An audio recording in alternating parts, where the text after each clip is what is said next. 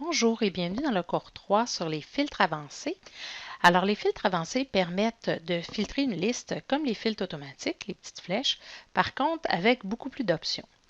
Alors, pour utiliser les filtres avancés correctement, nous avons besoin d'ajouter à la liste une zone de critères.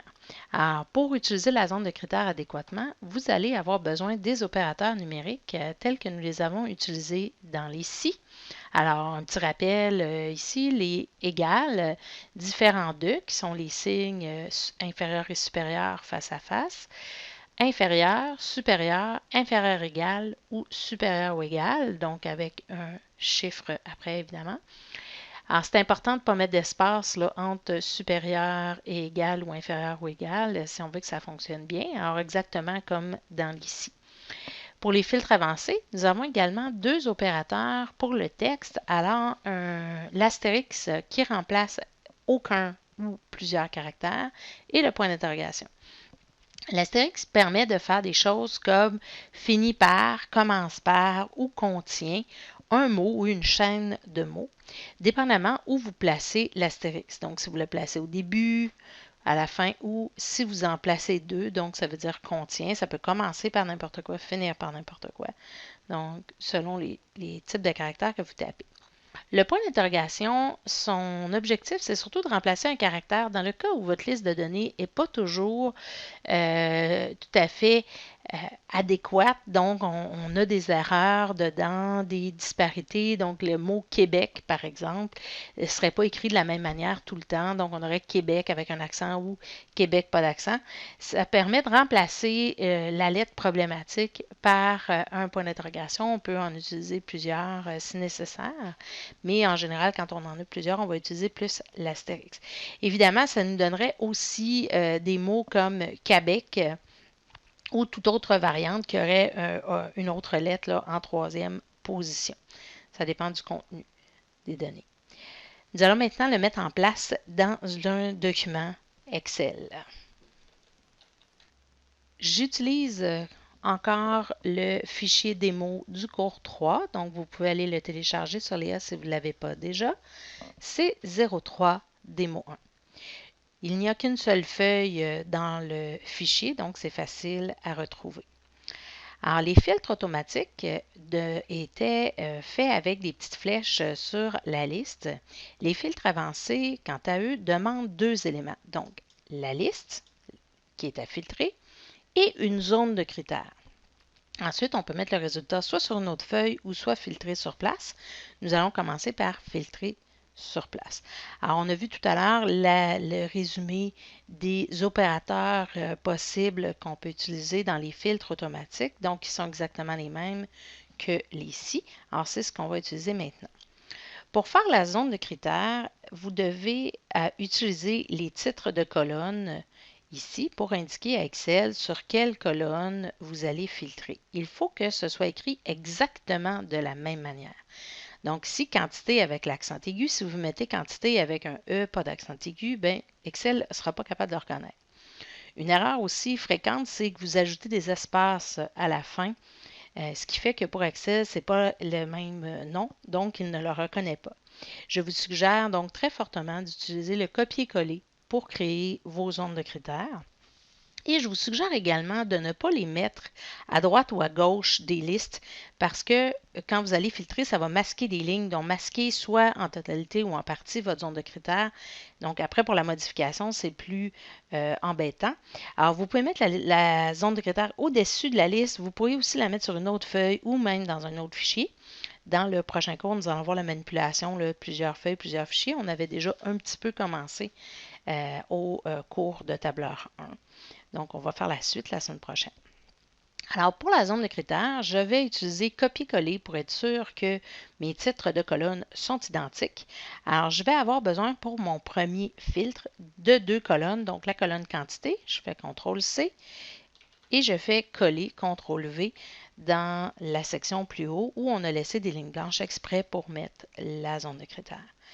Et je vais avoir aussi besoin du prix unitaire. Donc, encore là, CTRL-C, CTRL-V. J'aurais pu mettre le prix unitaire avant ou après la quantité dans la zone de critères. Ça n'a pas d'importance. Ils ne sont pas obligés d'être dans le même ordre que sur la liste. Excel, il va vraiment avec le titre. Alors, quand je mets les critères sur la même ligne, c'est un « et ». Quand je mets les critères sur des lignes différentes, c'est un « ou ».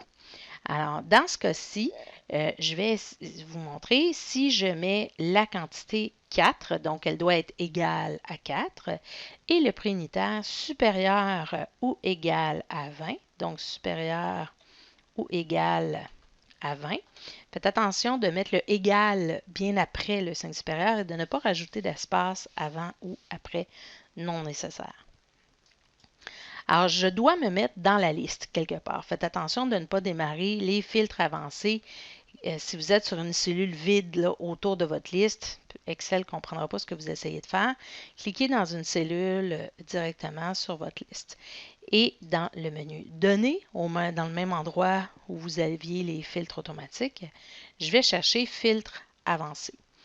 Alors, je détermine ma plage, qui est ma liste, et étant donné que j'ai fait une plage qui respecte vraiment les règles de tableau qu'on a vues dans la première séance, donc pas de ligne colonne complètement vide, Excel est capable de me sélectionner ma liste très facilement. Et ensuite, je dois déterminer la zone de critères. Souvent, les cellules proposées ne sont pas les bonnes ou c'est la dernière zone de critères que vous aviez fait préalablement, donc c'est peut-être plus correspondant à votre nouveau filtre. C'est important de le modifier. Vous pouvez sélectionner et supprimer ou tout simplement sélectionner et remplacer. Alors, je vais sélectionner ma zone de critères qui comprend le titre de colonne et les critères. Faites très attention de ne pas sélectionner une ligne vide supplémentaire dans votre zone de critères parce que si vous faites ça, ça veut dire quantité n'importe laquelle, prix unitaire n'importe laquelle. Autrement dit, vous ne filtrez pas du tout, vous allez avoir toutes les données. C'est important.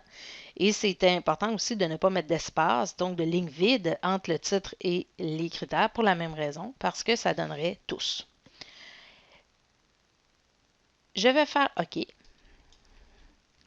Et voici mes données. Donc, si on regarde ici, c'est un « et », donc je n'ai pas de quantité autre que 4. Et je n'ai pas de prix unitaire inférieur à 20. Donc, j'ai le égal à 20 parce qu'on a mis supérieur égal, mais je n'ai pas de inférieur à 20. J'aurais pu faire ce filtre-là directement avec les filtres automatiques parce que c'est un « et » sur les deux colonnes.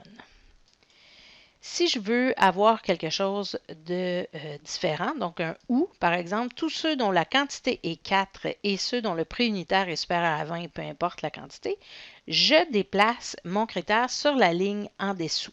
Chaque ligne, c'est un « et » une ligne différente, ce sont des « ou ». Donc, je pourrais avoir 2-3 critères pour un élément. Sur la même ligne, ce serait un « et 2-3 critères pour un deuxième élément sur la deuxième ligne. Donc, chaque enregistrement doit correspondre à tous les critères sur chaque ligne. Ici, donc, je vérifie mon filtre ici. Je vais cliquer dans ma liste, sur Filtre avancé.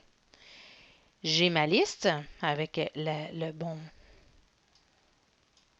bonne adresse et je sélectionne ma zone de critères pour la modifier parce que la zone de critères que j'avais préalablement avait seulement 4 cellules. Là, on a besoin d'en avoir 6.